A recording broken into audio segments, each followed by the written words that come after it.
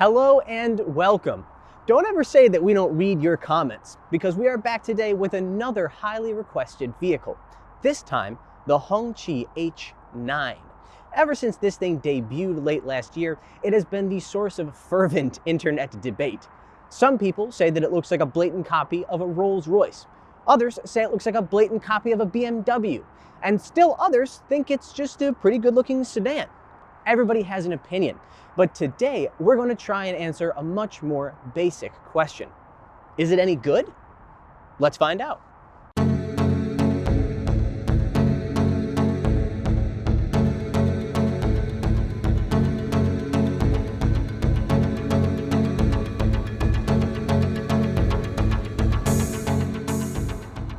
If we're going to talk about the exterior design on this car, we have to start by addressing the elephant in the room. Ever since this thing debuted, everybody and their mother has been commenting about how it looks like this car or that car. And to those people, I say, you're right. You're absolutely right. It looks like a mashup between a Rolls-Royce Ghost and a BMW 7 Series. That can be explained in part, at least, by the fact that back in 2018, Hongqi hired none other than Giles Taylor, former head of design for Rolls-Royce, and one of the people behind the modern design language for the brand. The thing is, design and development for this vehicle started in 2017, and credit for this design goes to a Chinese designer that works for Hongqi. So, while I think that Giles Taylor probably had some input on it, it's safe to say that Hongqi always planned on evoking the Rolls-Royce style.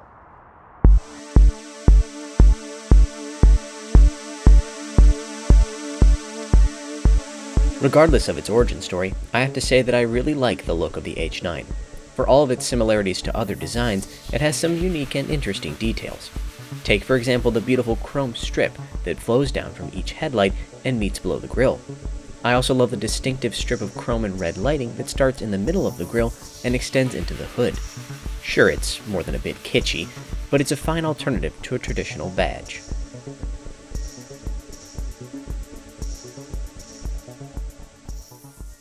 The side profile of the H9 is also quite fetching, starting with this beautiful long hood and working its way down to a gentle slope here on the rear. Speaking of the rear, I have a feeling it's going to be the source of some controversy. I think it looks like a Cadillac CT5, and I think it looks pretty good, but it will probably have its detractors. Speaking of which, let's talk about this awesome two-tone gold and purple paint job. As I just said, I really like it. I think it looks pretty cool, and it's obviously supposed to elicit thoughts of Mercedes-Benz S-Classes. However, some of you may disagree. On a more practical note, rear trunk space on the H9 measures about 370 liters. That's a far cry from the 510 liters you would find in a Mercedes-Benz S-Class, despite the very similar wheelbase and length. The inside of the H9 is lathered in leather, chrome, and what I think is the strangest accent material I've ever seen on the inside of a car. The pattern lies somewhere between wood, marble, and a peppermint stick. Still, I like it more than piano black plastic, which is also very prevalent, like here on the dashboard and here on the center console. Overall, it reminds me a lot of something like a Mercedes-Benz E-Class, which I don't mind, because I like the integrated look of the screens in this one, as opposed to the stuck on the dashboard tablet look that's more and more common in cars today. A couple of small details that I want to point out. This is a private owner car, and he's decided that he's going to put some kind of plastic film all over the interior parts here to protect the piano black material. Not a great look in my opinion. The other problem is not the owner's fault. This is from the factory. There are a few places where the craftsmanship, the finishing I should say, is not quite up to what I consider a good standard. The materials, for example, here on the dash could be a little bit softer. But overall, these are small nitpicks. The similarities to Mercedes-Benz only serve to draw attention to the fact that interior material quality is only passable. I do like the red strip running down the dashboard, which continues on the center armrest. The result is what I would consider a pretty cohesive design. But most H9 owners will be spending more time in the back seat, theoretically at least. So let's see what that's all about. First, let's talk about what you don't get. This is a mid-spec version, which means that it lacks the refrigerator, infotainment screens in the backrests, and the massaging seats that you would get in a higher spec version. What you do get are 2 USB ports, AC controls here, and then also some adjustability for the seats, including lean, the headrests, and the passenger seat up here as well. This mid-spec version does have a lot of blanks here on this center armrest, which isn't particularly good looking. Oh, the other thing you get is tons of legroom, but you would expect that in a car that measures 5 meters in length.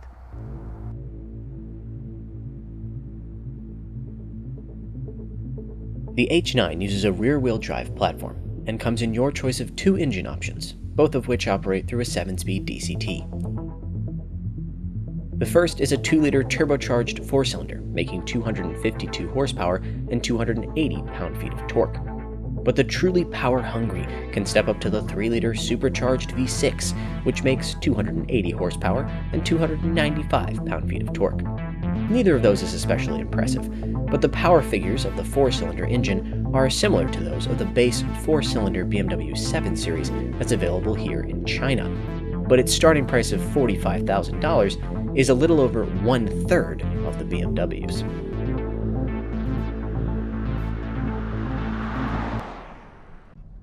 So it's a third of the price, but does that mean that it offers a third of the performance and comfort as well? Well, let's talk about performance first. The 0 to 100 km/h time in this 2-liter version is about 7.3 seconds. The 0 to 100 km/h time in the 4-cylinder 7 Series is something around 6 seconds. So a big difference, but not that big. Before you ask, I have driven the 3-liter supercharged version, the V6, and while it is noticeably quicker, it's still not a performance vehicle. I would estimate that the 0 to 100 km/h time is somewhere in the 6.5 second range. The transmission, the 7-speed DCT, very, very smooth, especially at speed. Shifts are imperceptible, almost. The only problem is when you're taking off from a dead stop.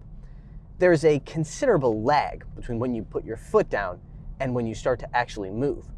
I thought this might be the turbo engine's fault, but then I remembered that it was also present in the supercharged version that I drove earlier. So that's going to be the transmission's fault for sure. So how about comfort? Well, I gotta say, this is an incredibly comfortable vehicle. Certainly one of the most comfortable Chinese cars I've ever driven. Now, the comfort does come at a bit of a cost when it comes to performance, and we'll go back to that. I'd like to compare this to the Cadillac CT6. In reality, it's probably a better benchmark than a 7 Series or an A8 because its price here in China is almost exactly the same. So I drove a Cadillac CT6 last year, and one of the things I really liked about it was the playfulness of the chassis. Don't get me wrong, this is a huge sedan, so it's not as though it was tossable, but it certainly was more playful than this H9. Instead of the playfulness of the CT6, you have seriousness in the H9. This is a car that says to you, I'm about cruising, nothing else. Don't try and drive me like a performance car, that would be a bad idea. And it's right. There's nothing but understeer when you really push it, and the steering, no feeling at all. It's incredibly, incredibly numb. Makes it easy to maneuver, but it doesn't exactly egg you on to drive it aggressively.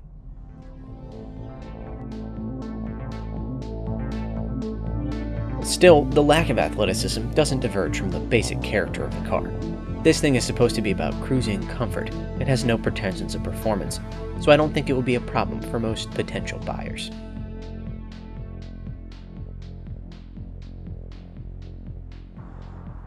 Presence is a term that I think is often misapplied to vehicles that are simply huge.